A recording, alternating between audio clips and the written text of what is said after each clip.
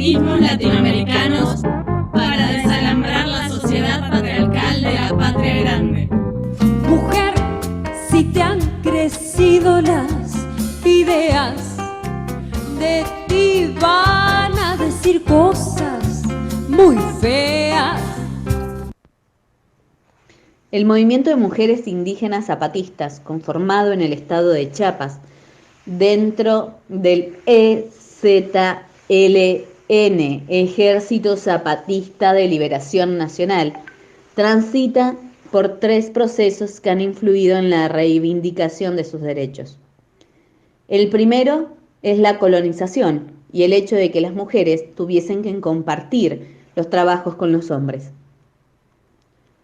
Segundo, la incorporación de las mujeres a las cooperativas agrícolas, los programas de salud y a algunas organizaciones no gubernamentales. El tercer proceso, y según él, definitivo, fue la creación del Ejército Zapatista de Liberación Nacional. La participación de las mujeres en la dirigencia guerrillera contrasta con otras experiencias revolucionarias en América Latina. Pero la principal diferencia del zapatismo con los otros movimientos guerrilleros del continente fue la inclusión dentro de su plataforma de dicha lucha de demandas de género a través de la llamada Ley Revolucionaria de Mujeres, que incluyen los derechos que a continuación vamos a nombrar. Las mujeres tienen derecho a tener, heredar y trabajar la tierra. Las mujeres tienen derecho a trabajar y recibir un salario justo. Las mujeres tienen derecho a decidir el número de hijos que pueden tener y cuidar. Las mujeres tienen derecho a participar en asuntos de la comunidad y tener cargos si son elegidas libre y democráticamente. Las mujeres y sus hijos tienen derecho a atención primaria en su salud y alimentación. Las mujeres tienen derecho a la educación. Las mujeres tienen derecho a elegir su pareja y a no ser obligadas por la fuerza a contraer matrimonio. Ninguna mujer podrá ser golpeada o maltratada físicamente ni por familiares ni por extraños. Los delitos de intento de violación serán castigados severamente. Las mujeres podrán ocupar cargos de dirección en la organización y tener grados militares en las Fuerzas Armadas Revolucionarias. Las mujeres tendrán todos los derechos y obligaciones que señalan las leyes y los reglamentos revolucionarios. Las características generales del movimiento de mujeres zapatistas con respecto a la participación se pueden distinguir 2 formas en que las mujeres pueden participar. Hay mujeres militares y mujeres que funcionan como bases de apoyo que se subordinan a una estructura piramidal.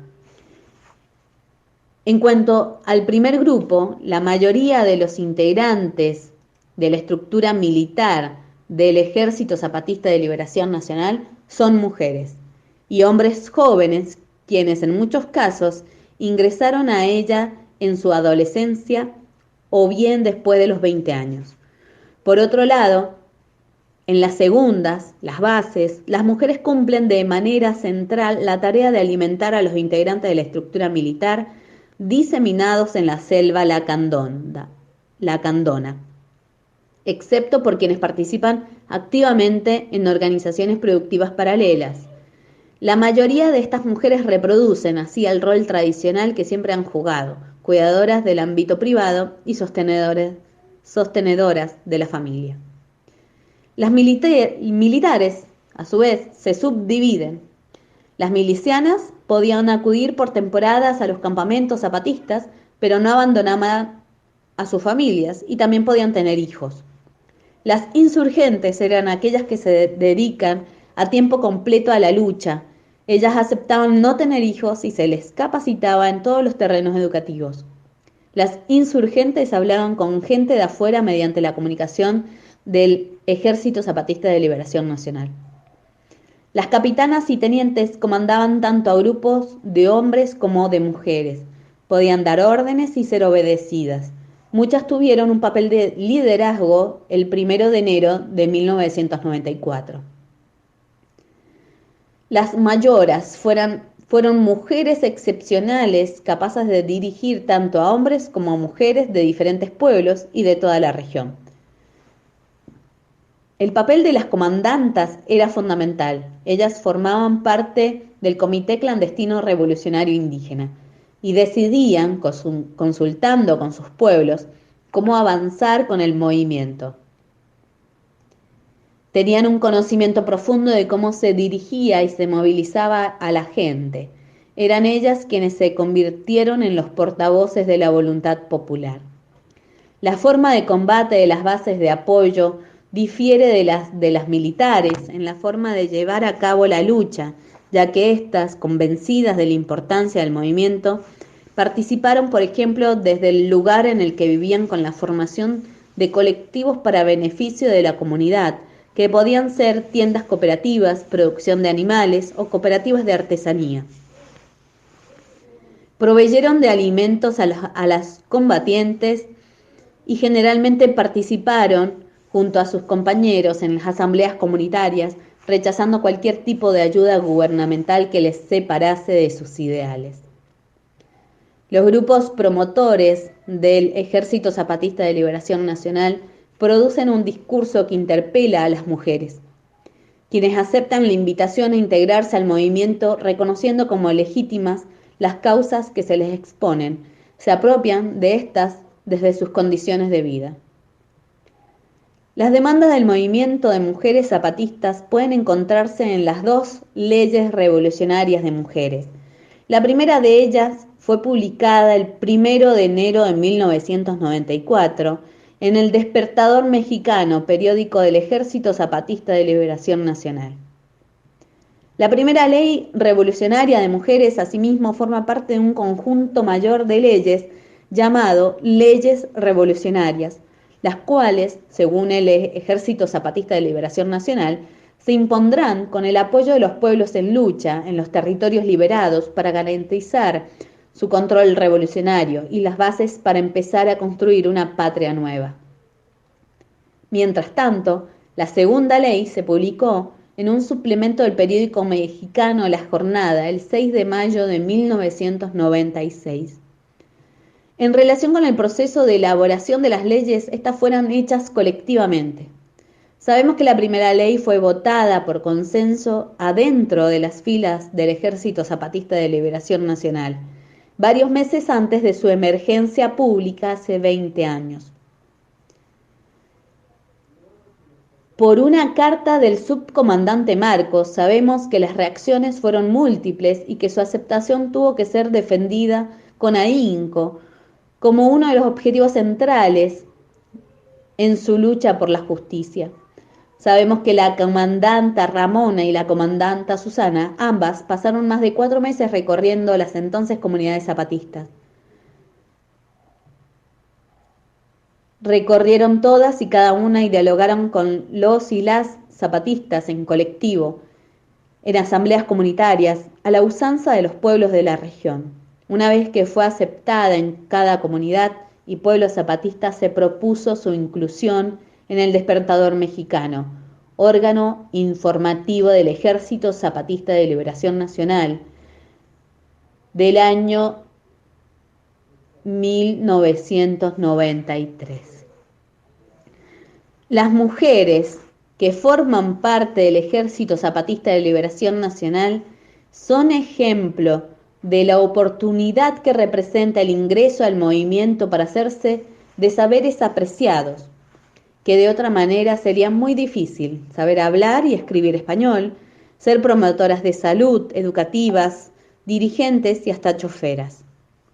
La aspiración para salir de las rígidas estructuras familiares que les señalan opciones de vidas que ellas rechazan: casarse a la fuerza, estar bajo la tutela de los suegros, tener hijos a edad muy temprana, entre otras.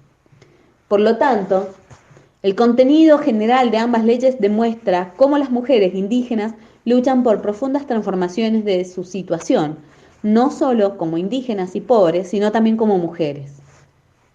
Con respecto a la relación del movimiento con el feminismo, podemos decir que el movimiento de mujeres del Ejército Zapatista de Liberación Nacional tiene en común varios elementos con el feminismo en relación con sus demandas, como las reivindicaciones de la participación, la no violencia contra las mujeres, la defensa de los derechos reproductivos, entre otros. No obstante, también es necesario apuntar que este presenta diferencias que hacen difícil pensarlo completamente dentro del movimiento feminista urbano. Por ejemplo, mientras el feminismo nacional hace hincapié en la necesidad de acceso a los derechos para el disfrute individual de los mismos, las mujeres zapatistas insisten en el disfrute colectivo de esos derechos. Las distintas iniciativas que plantean para la atención de sus demandas incluyen una concepción de comunidad en la que los derechos se defienden en colectivo, no de manera individual. Esto es evidente también en las formas organizativas al interior de las comunidades. El trabajo colectivo, la distribución de los recursos, las responsabilidades y cargos se orientan hacia una idea de comunitarismo en donde el bien general predomina sobre concepciones individualistas. Las dos leyes revolucionarias de las mujeres zapatistas y otros documentos civiles demuestran de sobra cómo las mujeres indígenas luchan por profundas transformaciones de su situación, no solo como indígenas y pobres, sino también como mujeres. El primer encuentro internacional político, artístico, deportivo y cultural de mujeres que luchan se realizó del 8 al 11 de marzo del año 2018 en la selva Lacandona, en Caracol de Morelia, estado de Chiapas, México. La convocatoria realizada por las mujeres integrantes del Comité Clandestino Revolucionario Indígena y la Comandancia General del Ejército Zapatista de Liberación Nacional tuvo entre sus fundamentos históricos el levantamiento contra la discriminación hacia las mujeres en el año 1994 en el estado de Chiapas. En el discurso leído en el primer encuentro de mujeres que luchan, las referentes zapatistas hicieron un repaso de las características de su propia organización, del sistema global promovido por el capitalismo y del rol de la dirigencia política actual en México, a los cuales caracterizaron como amantes del sistema capitalista. Según la cobertura de la comunicadora popular Ana Claudia Aguilera, la dinámica del encuentro se estructuró a partir de charlas, talleres y representaciones teatrales, en donde algunos de los ejes temáticos fueron mujer y emancipación popular, por un feminismo de izquierda y revolucionario, y la participación política de la mujer, entre otros.